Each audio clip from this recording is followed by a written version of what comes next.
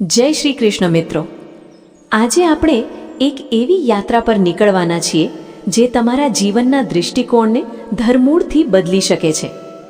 આપણે સૌ જાણીએ છીએ કે જીવન એ સુખ અને દુઃખનો તડકો છાંયડો છે. ક્યારેક બધું જ બરાબર ચાલતું હોય અને અચાનક કોઈ એવી પરિસ્થિતિ આવીને ઊભી રહી જાય કે આપણને ચારે બાજુ અંધકાર દેખાવા લાગે. મન બેચેન બની જાય. શું કરવું અને શું ન કરવું તેની સૂઝ ન પડે અને આપણે હતાશામાં ગરકાવ થઈ જઈએ. આ જે દુઃખ છે, આ જે પીડા છે, એનો શું કોઈ કાયમી ઈલાજ છે ખરો? શું એવી કોઈ ચાવી છે જેનાથી આપણે આ જીવનના તમામ સંઘર્ષો વચ્ચે પણ શાંતિથી જીવી શકીએ? હા મિત્રો, એ ચાવી છે શ્રીમદ ભગવદ્ ગીતા. ગીતા એ માત્ર એક ધાર્મિક પુસ્તક નથી. એ કોઈ પૂજાના ઓરડામાં લાલ કપડામાં વીંટાળીને રાખવાની વસ્તુ નથી. ગીતા તો માનવ જીવન જીવવાનું એક અદ્ભુત શાસ્ત્ર છે, એક મેન્યુઅલ છે. જ્યારે જ્યારે મનુષ્ય હિંમત હારી જાય છે, જ્યારે જ્યારે તે કર્તવ્યથી વિમુખ થાય છે, ત્યારે ગીતા જ તેને રસ્તો બતાવે છે. આજે આપણે એ 5000 વર્ષ જૂના જ્ઞાનનો અર્ક, તેનો સાર કાઢવાનો પ્રયત્ન કરીશું, જે આપણા આજના આધુનિક જીવનના તમામ દુઃખોનો અંત લાવી શકે છે. તો વિડીયોમાં આગળ વધતા પહેલાં કોમેન્ટ બોક્સમાં જય શ્રી કૃષ્ણ લખી નાખજો અને આ વિડીયોને તમારા તમામ સગા સંબંધી સાથે શેર કરજો. અને ખાસ વિડીયોને સ્કીપ કર્યા વગર અંત સુધી જોતા રહેજો. આ વિડીયો તમારા માટે ખૂબ જ ઉપયોગી સાબિત થવાનો છે, તો ચેનલને સબસ્ક્રાઇબ કરવાનું ના ભૂલતા. યાદ કરો કુરુક્ષેત્રનું મેદાન. બંને બાજુ સેનાઓ તૈયાર ઊભી છે અને વચ્ચે ઊભો છે અર્જુન. અર્જુન કોઈ કાયર નહોતો, તે સમયનો શ્રેષ્ઠ ધનુર્ધારી હતો, પણ એ રણ મેદાનમાં પોતાના સ્વજનોને, ગુરુજનોને સામે જોઈને તે ભાંગી પડ્યો. તેના હાથમાંથી ગાંડીવ સરી પડ્યું. એના મનમાં વિષાદ વ્યાપી ગયો. મિત્રો, શું આપણી સ્થિતિ ક્યારેક અર્જુન જેવી નથી થતી? આપણા જીવનનું કુરુક્ષેત્ર એટલે આપણું મન. રોજ સવારે ઉઠીએ ત્યારથી આપણી અંદર પણ એક યુદ્ધ ચાલતું હોય છે. સંબંધોનું યુદ્ધ, નોકરી ધંધાનું યુદ્ધ, ઈચ્છાઓ અને ફરજો વચ્ચેનું યુદ્ધ. અને ઘણીવાર આપણે પણ અર્જુનની જેમ હથિયાર હેઠા મૂકી દઈએ છીએ.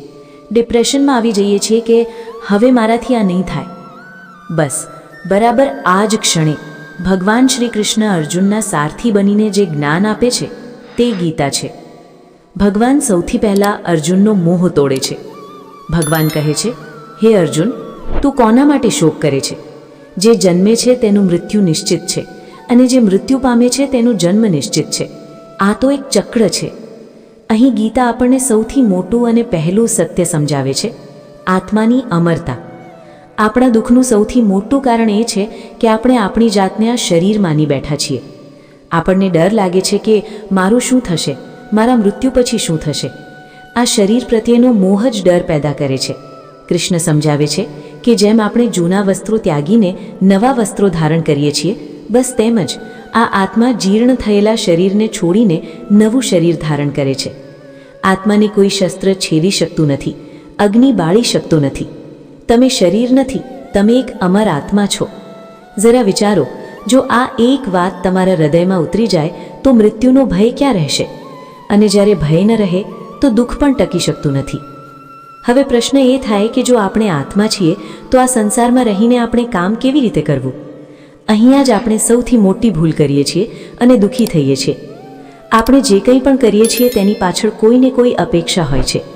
જ્યારે આ અપેક્ષાઓ પૂરી નથી થતી ત્યારે દુઃખ જન્મે છે. ભગવાન શ્રી કૃષ્ણ ગીતાનો સૌથી મહત્વપૂર્ણ સિદ્ધાંત આપે છે, કર્મયોગ. તેઓ કહે છે કે તારો અધિકાર માત્ર કર્મ કરવામાં છે, તેના ફળોમાં ક્યારેય નહીં. ભગવાન એમ નથી કહેતા કે તમે પરિણામનો વિચાર જ ન કરો. તેઓ કહે છે કે પરિણામમાં આસક્તિ ન રાખો. તમે તમારું કર્તવ્ય પૂરી નિષ્ઠાથી કરો, પણ એકવાર કર્મ થઈ ગયું પછી તેનું જે પણ પરિણામ આવે, સફળતા કે નિષ્ફળતા, તેની ઈશ્વરનો પ્રસાદ સમજીને સ્વીકારી લો. જ્યારે તમે ફળની ચિંતા કર્યા વગર કામ કરો છો ત્યારે તમારું પૂરું ધ્યાન કામ પર હોય છે, ચિંતા પર નહીં, અને તેથી તમારું કામ શ્રેષ્ઠ બને છે. જ્યારે તમે આ ભાવ સાથે જીવવાનું શરૂ કરશો ત્યારે તમે જોશો કે બહારની પરિસ્થિતિઓ ભલે એની એ જ હોય, પણ તમારી અંદર એક અદ્ભુત શાંતિ સ્થપાઈ જશે. તમે સ્થિત પ્રજ્ઞ બની જશો, એટલે કે સુખ અને દુઃખ બંનેમાં જેની બુદ્ધિ સ્થિર રહે છે તેવી વ્યક્તિ. પણ હવે વ્યવહારિક પ્રશ્ન એ થાય કે આવું જીવન જીવવું કઈ રીતે? જ્યારે સામે કોઈ આપણું અપમાન કરે કે ધંધામાં નુકસાન આવે ત્યારે મન શાંત કેવી રીતે રહે? ભગવાન શ્રી કૃષ્ણ આપણી આ મનોદશાને ખૂબ સારી રીતે જાણે છે. એટલે જ તેઓ ગીતામાં વાત કરે છે 3 ગુણોની: સત્વ, રજસ અને તમસ. જ્યારે આપણું મન શાંત હોય, ઈશ્વરમાં ધ્યાન લાગે, ત્યારે સત્વગુણ હોય છે.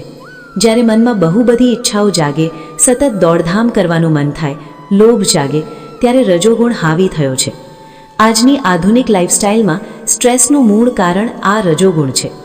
અને જ્યારે આળસ આવે, પ્રમાદ થાય, ત્યારે તમોગુણ હોય છે.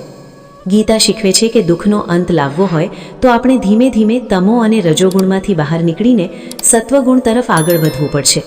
જ્યારે આપણે સમજી લઈએ કે મારો ગુસ્સો કે મારી આળસે હું નથી, પણ આ પ્રકૃતિના ગુણો મારા પર અસર કરી રહ્યા છે, ત્યારે આપણે આપોઆપ એનાથી થોડા અલગ પડી જઈએ છીએ. આ ઉપરાંત ગીતા આપણને એક બહુ મોટી શીખ આપે છે, સ્વધર્મની. આજના જમાનામાં આપણે બીજાનું જોઈને જીવીએ છીએ, દેખાદેખી કરીએ છીએ. આ તુલના જ અડધા દુઃખોનું કારણ છે. કૃષ્ણ સ્પષ્ટ કહે છે કે બીજાનું અનુકરણ કરવા કરતાં પોતાનું સ્વધર્મ, પોતાનો સ્વભાવ ઓળખીને જીવવું શ્રેષ્ઠ છે. અને આની સાથે જ ગીતા આપણને એક એવી દ્રષ્ટિ આપે છે જેનાથી જગતમાં ક્યાંય દુશ્મનાવટ નથી રહેતી. તેને કહેવાય છે સમદ્રષ્ટિ. બહારનું આવરણ ભલે અલગ હોય, કોઈ અમીર કે ગરીબ, કોઈ મનુષ્ય કે પ્રાણી, પણ બધાની અંદર રહેલો આત્મા, એ ચૈતન્ય તત્વ તો એક જ છે. જ્યારે તમે સામેવાળી વ્યક્તિમાં પણ એ જ ઈશ્વરનો અંશ જુઓ છો તો પછી તમે કોની ઈર્ષા કરશો? આ સમદ્રષ્ટિ આવતાની સાથે જ મનમાંથી રાગ અને દ્વેષનો કચરો સાફ થઈ જાય છે. મિત્રો, ગીતાના આ ભવ્ય ભવનમાં આપણે થોડા વધુ ઊંડા ઉતરીએ. આપણે ઘણીવાર કહીએ છીએ કે સૌમાં ભગવાનને જોવા, પણ આ ભગવાન છે ક્યાં? ગીતામાં ભગવાન પોતાનો પરિચય આપતા અદ્ભુત વાત કરે છે. હે અર્જુન, હું પાણીમાં રહેલો સ્વાદ છું, સૂર્ય અને ચંદ્રમાં રહેલું તેજ છું. જરા વિચારો, ભગવાન કહે છે કે આ સૃષ્ટિના કણે કણમાં જે ચૈતન્ય છે તે હું જ છું. ઈશ્વરને શોધવા ક્યાંય દૂર જવાની જરૂર નથી. તે તમારી આસપાસ અને તમારી અંદર જ છે. અને એટલે જ ભગવાન બહુ સરળ ઉપાય આપે છે કે મને પાંદડું, ફૂલ, ફળ કે પાણી જે પણ પ્રેમથી અર્પણ કરવામાં આવે તે હું સ્વીકારું છું. અહીં ભાવની કિંમત છે. હવે આપણે થોડા વધુ વ્યવહારિક બનીએ. ઘણીવાર આપણા દુઃખનું કારણ બહાર નહીં, પણ આપણી અંદર રહેલા દોષો જ હોય છે. ગીતાના 16મા અધ્યાયમાં ભગવાને દૈવી અને આસુરી સંપત્તિની વાત કરી છે. દંભ, દેખાડો કરવો, ઘમંડ, અભિમાન, ક્રોધ આ આસુરી સંપત્તિ છે જે આપણને દુઃખની ગર્તામાં ધકેલે છે.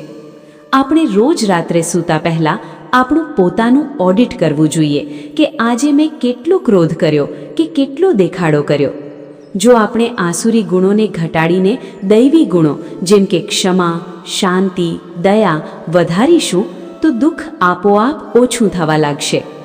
આપણા સૌથી મોટા ટેન્શનનું જો કોઈ મૂળ કારણ હોય તો તે છે આપણો અહંકાર, આપણો કર્તા ભાવ. આપણને સતત એવું લાગે છે કે આ મેં કર્યું, હું આ ઘર ચલાવું છું. ગીતા કહે છે કે આ હું જ બધા પાપનું મૂળ છે. આપણે સમજવું પડશે કે આપણે માલિક નથી, માત્ર ટ્રસ્ટી છીએ. જેમ બેંકનો કેશિયર લાખો રૂપિયા ગણે પણ તેને કોઈ ટેન્શન નથી હોતું, કારણ કે તે જાણે છે કે પૈસા મારા નથી. બસ આ જ ભાવ આપણે જીવનમાં લાવવાનો છે. જ્યારે તમે કર્તા ભાવ છોડી દો છો ત્યારે માથેથી મણનો ભાર ઉતરી જાય છે. પણ જ્યારે જીવનમાં ખરેખર મુશ્કેલી આવે ત્યારે આ જ્ઞાન ટકતું નથી, મન ડગી જાય છે. ત્યારે શું કામ આવે? ત્યારે કામ આવે છે શ્રદ્ધા. ગીતા કહે છે, શ્રદ્ધાવાન લભતે જ્ઞાનમ. શ્રદ્ધા એટલે એવો અડગ ભરોસો કે મારી સાથે રહેલો મારો ઈશ્વર મારો ક્યારેય હાથ છોડશે નહીં. શંકાશીલ મનુષ્યનો વિનાશ થાય છે. જેમ એક નાના બાળકને પિતા હવામાં ઉછાળે તો તે હસે છે, કારણ કે તેને શ્રદ્ધા છે કે પિતા મને ઝીલી લેશે. બસ આવી જ શ્રદ્ધા આપણે રાખવાની છે. હવે એક બહુ મોટી ગેરસમજ દૂર કરીએ. ઘણા લોકોને એમ છે કે ગીતાના માર્ગે ચાલવું હોય તો ઘર સંસાર છોડી દેવો પડે. ના, ગીતા આવું બિલકુલ નથી કહેતી. ગીતા શીખવે છે સાચો સંન્યાસ. સાચો ત્યાગ એ છે કે તમે કર્મ કરો પણ તેના ફળની આસક્તિ છોડી દો. તમે સંસારમાં રહો, પણ જેમ કમળનું પાંદડું પાણીમાં હોવા છતાં કોરું રહે છે, તેમ મનથી અલિપ્ત રહો. આને માનસિક સંન્યાસ કહેવાય. જ્યારે તમે મમત્વ છોડો છો, ત્યારે તમે સંસારી હોવા છતાં સંન્યાસી જ છો. આ બધું કરવું અઘરું છે, કારણ કે આપણું મન આપણને રોકે છે. ગીતા કહે છે કે આપણું મન જ આપણો મિત્ર છે અને તે જ આપણો શત્રુ છે. ભવિષ્ય જે હજુ આવ્યું નથી તેની ચિંતા અને જે ભૂતકાળ વીતી ગયો તેનો શોક, આ બંને વચ્ચે આપણું મન પીસાયા કરે છે. આપણે અભ્યાસ અને વૈરાગ્ય દ્વારા આ મનરૂપી શત્રુને મિત્ર બનાવવો પડશે. ઘણીવાર આપણને સંકોચ થાય કે હું તો બહુ પાપી છું, શું ભગવાન મને સ્વીકારશે? ગીતા કહે છે કે હા, ભગવાન ઉદાર છે. ભલે તમે દુઃખમાં પડીને ભગવાન પાસે જાઓ કે કોઈ લાલચે જાઓ, ભગવાન તો બંને હાથ ફેલાવીને તૈયાર જ બેઠા છે. બસ તમારો પોકાર સાચો હોવો જોઈએ. અને હવે ગીતાનો સાર, અંતિમ આશ્વાસન, જે અમૃત સમાન છે. આટલું બધું જ્ઞાન આપ્યા પછી ભગવાન સર્વોચ્ચ રહસ્ય ખોલે છે અને કહે છે, સર્વધર્માન પરિત્યજ્ય મામ એકમ શરણમ વ્રજ, અહમ ત્વા સર્વ પાપેભ્યો મોક્ષયિષ્યામિ મા શુચઃ. હે અર્જુન, તું બધી ચિંતાઓ છોડીને બસ એક મારા શરણે આવી જા. હું તને તમામ પાપોમાંથી મુક્ત કરીશ. તું શોક ન કર. આ મા શુચઃ એટલે કે તું શોક ન કર. આ બે શબ્દોમાં ગીતાનો આખો સાર આવી જાય છે. જ્યારે તમને લાગે કે હવે કોઈ રસ્તો નથી દેખાતો, ત્યારે બસ આંખ બંધ કરીને એ પરમાત્માને કહી દો કે હવે જે કરવું હોય તે તું કર, હું તારે શરણે છું. આ શરણાગતિનો ભાવ ક્ષણભરમાં તમારા બધા જ બોજા હળવા કરી દેશે. મિત્રો, ગીતાનો સાર એ છે કે તમે આત્મા છો, અમર છો. તમે અહીં એક પાત્રે ભજવવા આવ્યા છો. તમારો રોલ પૂરી નિષ્ઠાથી ભજવો, પણ પરિણામની ચિંતા એ ઉપરવાળા ડિરેક્ટર પર છોડી દો. સૌમાં ઈશ્વરને જુઓ, કરતા ભાવ છોડો અને જ્યારે ક્યાંય સમજણ ન પડે ત્યારે બાળકની જેમ એ પરમ પિતાના ખોળામાં માથું મૂકી દો. વિશ્વાસ રાખો, જે વ્યક્તિ ગીતાના આ સારને પોતાના જીવનમાં ઉતારે છે, તેના માટે આ સંસારમાં કોઈ દુઃખ કાયમી રહેતું નથી. તેનો અંત નિશ્ચિત છે. બસ આટલું કરશો તો જીવન એક ઉત્સવ બની જશે. મિત્રો, આપણે વાત કરી કે ઈશ્વરને શરણે જવાથી બધા દુઃખોનો અંત આવે છે. આ સાંભળવામાં બહુ સારું લાગે છે અને જ્યારે આપણે બહુ મુસીબતમાં હોઈએ ત્યારે કદાચ થોડી વાર માટે આ ભાવ આવી પણ જાય. પણ જેવું જીવન પાછું થાળે પડે એટલે તરત જ આપણું મન પાછું સંસારમાં, વિષયોમાં અને જૂની આદતોમાં ફસાઈ જાય છે. આ શરણાગતિનો ભાવ ટકતો કેમ નથી? કારણ કે આપણું મન બહુ ચંચળ છે અને તેને શાંત કરવાની આપણી પાસે કોઈ ટેકનિક નથી. ગીતા માત્ર સિદ્ધાંતો નથી આપતી, પ્રેક્ટિકલ ઉપાયો પણ આપે છે અને એ ઉપાય છે ધ્યાન યોગ. ભગવાન શ્રી કૃષ્ણ 6થા અધ્યાયમાં અર્જુનને અને એ બહાને આપણને સૌને મનને શાંત કરવાની અને ધ્યાન ધરવાની પ્રક્રિયા શીખવે છે. આજના જમાનામાં સ્ટ્રેસ, એન્ઝાઇટી અને ડિપ્રેશનનું સૌથી મોટું કારણ છે આપણું અશાંત મન. ભગવાન બહુ જ વ્યવહારિક વાત કરે છે. તેઓ કહે છે કે ધ્યાન કોનું સિદ્ધ થાય? જેનો આહાર અને વિહાર સંતુલિત હોય. યુક્તાહાર વિહારસ્ય એટલે કે જે બહુ વધારે ખાતો નથી કે બહુ ઓછું ખાતો નથી, જે બહુ વધારે ઊંઘતો નથી કે બહુ ઓછું ઊંઘતો નથી, જે પોતાના કામકાજમાં અને આરામમાં સંતુલન રાખે છે, તેનું જ ધ્યાન સફળ થાય છે અને દુઃખોનો નાશ થાય છે. આજે આપણી લાઈફસ્ટાઈલ જુઓ, કાં તો આપણે કામમાં એટલા ડૂબી ગયા છીએ કે ખાવા પીવાનું ભાન નથી અથવા તો આળસમાં પડ્યા છીએ. ગીતા કહે છે, આ અતિરેક છોડો, મધ્યમ માર્ગ અપનાવો. શરીર સ્વસ્થ હશે તો જ મન સ્વસ્થ રહેશે. અને પછી ભગવાન ધ્યાનની લીત બતાવે છે. એકાંત જગ્યાએ પવિત્ર આસન પર શરીર, મસ્તક અને ગરદન સીધા રાખીને બેસવું અને દ્રષ્ટિને નાકના ટેરવે સ્થિર કરવી. આ કોઈ જટિલ ક્રિયા નથી. આનો હેતુ માત્ર એટલો જ છે કે બહાર ભટકતા મનને અંદર તરફ વાળવું. રોજ માત્ર 10-15 મિનિટ પણ જો તમે આ રીતે શાંતિથી બેસીને શ્વાસ પર ધ્યાન આપીને ઈશ્વરનું સ્મરણ કરશો તો તમે જોશો કે આખા દિવસનો થાક અને ટેન્શન ગાયબ થઈ જશે. આ છે તમારી અંદરની બેટરી ચાર્જ કરવાનો રસ્તો. હવે આપણે ગીતાના સૌથી રોમાંચક અને સૌથી ગહન ભાગ તરફ આગળ વધીએ, જે અર્જુનના અને આપણા સૌના અહંકારને ઓગાળી નાખે છે. એ છે વિશ્વરૂપ દર્શન. અત્યાર સુધી કૃષ્ણ અર્જુનને સમજાવી રહ્યા હતા કે હું જ બધું છું, હું કણીકણમાં છું. અર્જુન આ બધું સાંભળતો હતો, બુદ્ધિથી સમજતો હતો, પણ તેને અનુભવ નહોતો થયો. તેના મનમાં હજુ પણ ક્યાંક એવો ભાવ હતો કે આ મારા સગા છે, હું એમને કેવી રીતે મારું? આ યુદ્ધનું પરિણામ શું આવશે? જ્યારે શબ્દોની અસર ઓછી થવા લાગી ત્યારે ભગવાને અર્જુનને દિવ્ય ચક્ષુ આપ્યા અને પોતાનું વિરાટ સ્વરૂપ બતાવ્યું. એ સ્વરૂપ કેવું હતું? જેમાં એક સાથે હજારો સૂર્યો ઉગ્યા હોય તેટલું તેજ હતું. એ સ્વરૂપમાં અર્જુને આખા બ્રહ્માંડને જોયું. દેવો, દાનવો, ઋષિઓ, ગ્રહો, નક્ષત્રો. અને સૌથી ભયાનક દ્રશ્ય તો એ જોયું કે જે ભીષ્મ, દ્રોણ અને કર્ણ માટે અર્જુન શોક કરતો હતો તે બધા તો ક્યારનાય ભગવાનના કાળ સ્વરૂપ મુખમાં સમાઈ ચૂક્યા છે. ભગવાન કહે છે, કાલો અસ્મિ લોક ક્ષયકૃત પ્રવૃદ્ધો, એટલે કે હું લોકોનો નાશ કરનારો મહાકાળ છું. આ દ્રશ્ય જોઈને અર્જુન થરથર કાંપવા લાગ્યો. તેનો બધો મોહ, બધો અહંકાર ક્ષણભરમાં ઓગળી ગયો. તેને સમજાયું કે જે લોકોને મારવાનો કે બચાવવાનો હું દાવો કરતો હતો તેમનું મૃત્યુ તો નિશ્ચિત જ છે. વિધાતાએ લખી જ નાખ્યું છે. હું તો માત્ર એક નિમિત્ત છું. ભગવાન તેને કહે છે, નિમિત્ત માત્રમ ભવ સવ્ય સાચિન. હે અર્જુન, તું માત્ર નિમિત્ત બની જા. આ બધું મારા દ્વારા જ થઈ રહ્યું છે. મિત્રો, આ આપણા દુઃખોના અંતની સૌથી મોટી ચાવી છે. આપણને દુઃખ એ વાતનું છે કે મારું ધાર્યું થતું નથી, પણ વિશ્વરૂપ દર્શન આપણને સમજાવે છે કે અહીં આપણું ધાર્યું કંઈ થતું જ નથી. અહીં તો માત્ર એ પરમાત્માનું ધાર્યું થાય છે. આપણે તો એક મોટી ફિલ્મમાં નાનકડો રોલ ભજવતા કલાકાર માત્ર છીએ. ડાયરેક્ટર જે કહે તે આપણે કરવાનું છે. જ્યારે આ વાત સમજાય છે ત્યારે જીવનમાંથી ફરિયાદ ચાલી જાય છે. મારી સાથે જ આવું કેમ થયું એ પ્રશ્ન મટી જાય છે, અને પ્રભુ તારી જેવી ઈચ્છા એ ભાવ જાગે છે. આ સ્વીકાર ભાવ જ પરમ શાંતિ છે. ગીતા અહીં જ અટકતી નથી, તે આપણને આ સંસારનું એક અદ્ભુત રૂપક સમજાવે છે. 15મા અધ્યાયમાં જેને કહેવાય છે સંસારરૂપી અશ્વત્થ વૃક્ષ, ભગવાન કહે છે કે આ સંસાર એક પીપળાના વૃક્ષ જેવો છે. પણ ગજબની વાત એ છે કે આ વૃક્ષ ઊંધું છે. તેના મૂળ ઉપર તરફ એટલે કે પરમાત્મામાં છે, અને ડાળીઓ નીચે તરફ એટલે કે આપણા લોકમાં ફેલાયેલી છે.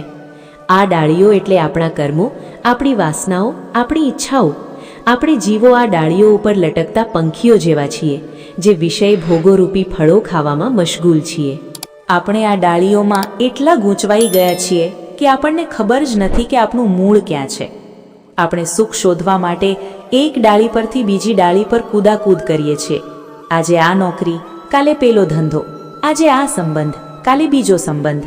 પણ ક્યાંય કાયમી શાંતિ મળતી નથી. તો આમાંથી છૂટવાનો ઉપાય શું?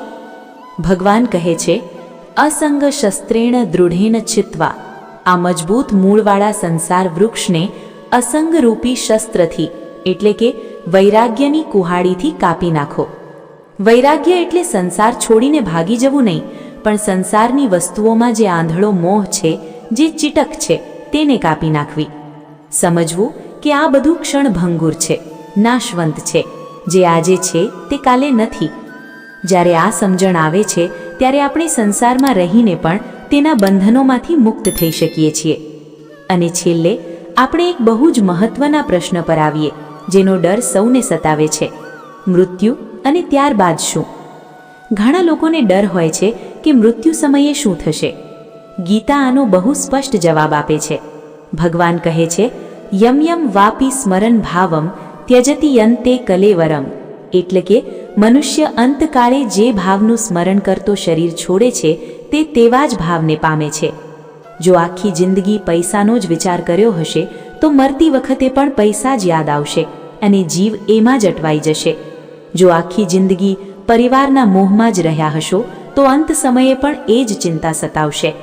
એટલે કૃષ્ણ એકદમ સાદી સલાહ આપે છે, તસ્માત સર્વેષુ કાલેષુ મા મનુસ્મર યુધ્ય ચ. તેથી હે અર્જુન, તું દરેક સમયે મારું સ્મરણ કર અને યુદ્ધ પણ કર. આ છે જીવન જીવવાની સર્વોત્તમ રીત. તમારા હાથ કામમાં હોય પણ તમારું મન ઈશ્વરમાં હોય. તમે ઓફિસમાં ફાઇલો તપાસતા હો, રસોડામાં રસોઈ બનાવતા હો કે ગાડી ચલાવતા હો, તમારું કર્તવ્ય પૂરી નિષ્ઠાથી કરો, પણ સાથે સાથે મનના એક ખૂણામાં સતત એ પરમાત્માનું નામ, તેમનું સ્મરણ ચાલતું રહેવું જોઈએ. જે વ્યક્તિ આ રીતે જીવે છે તેનો અંતકાળ સુધરી જાય છે, અને જેનો અંત સુધરે છે તેની ગતિ સુધરે છે.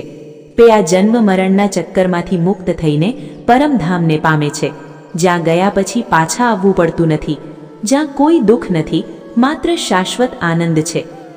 મિત્રો, ગીતાના 18 અધ્યાયો અને 700 શ્લોકોનો સાર આપણે આ ટૂંકા સમયમાં સમજવાનો પ્રયત્ન કર્યો. આ જ્ઞાન અખૂટ છે. આપણે શરૂઆત કરી હતી કે જીવન એક કુરુક્ષેત્ર છે અને આપણે બધા અર્જુનની જેમ મૂંઝાયેલા છીએ. આપણે જોયું કે આપણા દુઃખનું કારણ અજ્ઞાન છે.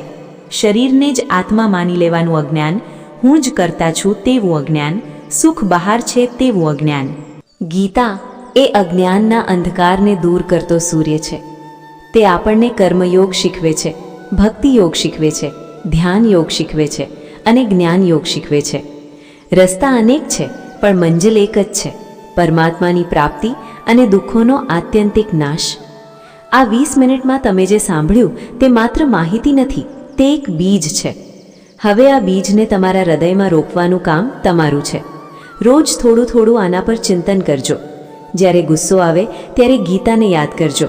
જ્યારે હતાશા આવે ત્યારે કૃષ્ણના શબ્દોને યાદ કરજો. ભગવાન વચન આપે છે, નમે ભક્તઃ પ્રણશ્યતિ, એટલે કે મારા ભક્તનો ક્યારેય નાશ થતો નથી. તમે એક ડગલું પ્રભુ તરફ માંડશો તો તે 100 ડગલા તમારી તરફ આવશે. તો ચાલો આજથી જ આ નવું જીવન શરૂ કરીએ. ચિંતા છોડીએ, ચિંતન પકડીએ, મોહ છોડીએ, માધવને પકડીએ. આપ સૌના હૃદયમાં બિરાજમાન એ યોગેશ્વર શ્રી કૃષ્ણને મારા કોટી કોટી વંદન. તમારું જીવન મંગલમય બને, દુઃખ મુક્ત બને તેવી પ્રાર્થના સાથે જો તમને આ વિડીયો પસંદ આવ્યો હોય તો વિડીયોને લાઇક અને શેર જરૂરથી કરજો અને કોમેન્ટ બોક્સમાં જય શ્રી કૃષ્ણ જરૂરથી લખજો. સાથે જો અમારી ચેનલ ઉપર નવા હો તો ચેનલને સબસ્ક્રાઇબ કરીને બાજુમાં આપેલા બેલ આઇકનને પ્રેસ કરી ઓલ ઉપર સેટ કરી દેજો, જેથી તમને નવા વિડીયોની નોટિફિકેશન તુરંત જ મળે.